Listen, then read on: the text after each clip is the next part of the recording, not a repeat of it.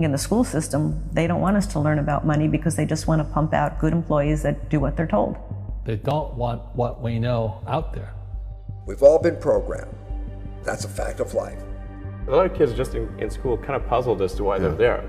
Well, oftentimes business education today, and I see it all the time, kids come out of college, the best colleges, Wharton and Harvard and Stanford and some of the great business schools, and they'll come out and they won't have practical experience. There's too many case studies that aren't practical. What is school doing to your brain? If you look at school, it's opposite of what it takes to be successful in real life. We have a system where we take children away from their parents at least 5 days a week, all day, and we have control of their minds until they're about 17, 18. Don't make a mistake. Do as you're told. Take tests by yourself. Don't cooperate. Do it by yourself. Do it on your own. And there's only one right answer. No, there's tons of answers to a problem. We ask kids that are 16 to 18 years old to make $100,000 debt decisions when they go off to university. What they're getting themselves into. They just assume, okay, I'm going to pay 4 years of education at $25,000 a pop, and when I come out the other side, somehow I'll be able to pay it back. That's not how life works anymore. Money may not be the most important thing in the world, but it affects everything that is. It affects your lifestyle, it affects your health care, it affects your level of education, it affects the food you eat. It affects everything on a day-to-day basis. It may not be the most important thing, but it does affect everything that is important. One of the reasons we have such a horrible economy is because of what our top schools are pumping out. People who all they do is care about themselves, and they create these CDSs, credit default swaps, and derivatives that damage everybody.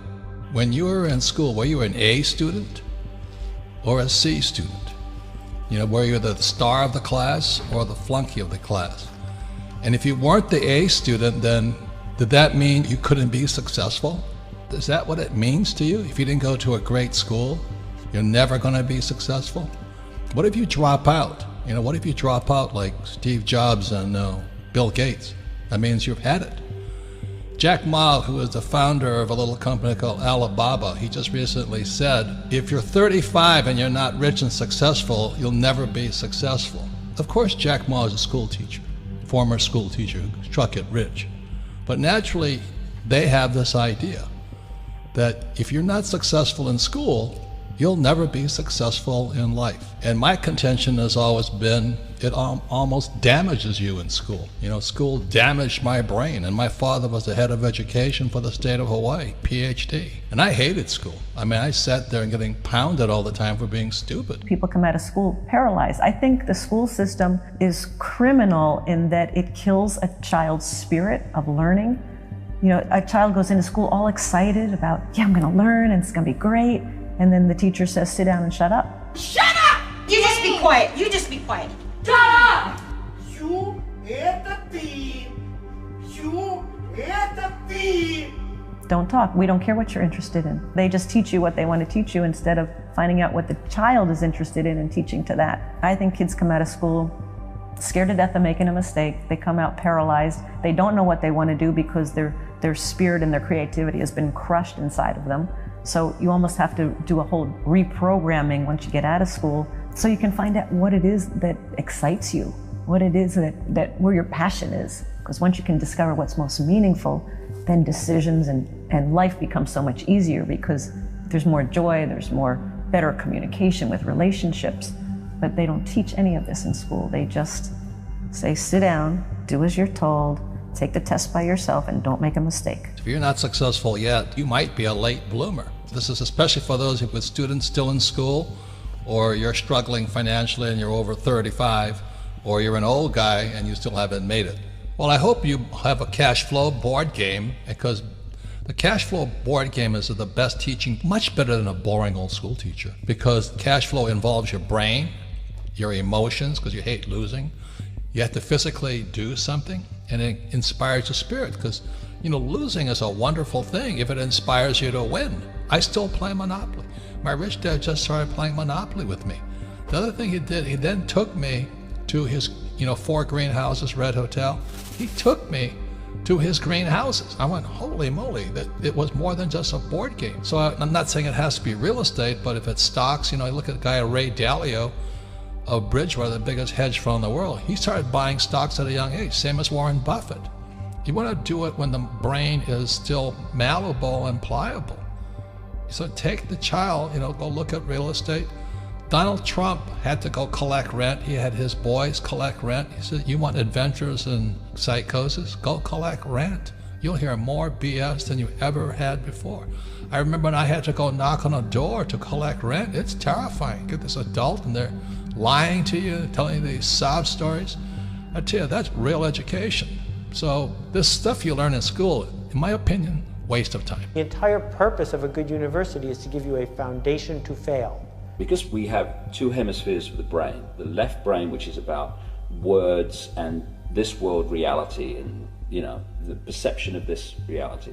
We have the right brain, which is where you get creativity, inspiration, and connection, and then you've got this corpus callosum, which connects the two. First of all, we use a fraction of our brains. Why is that?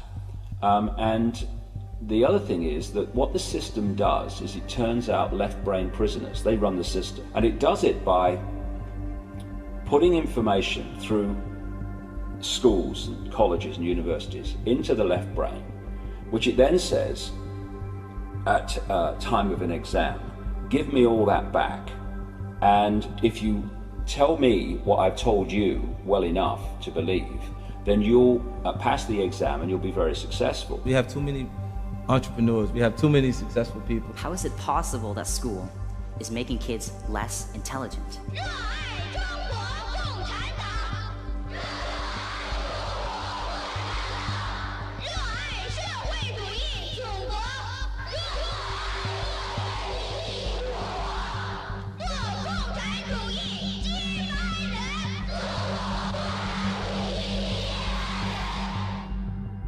Go to high school, get a diploma.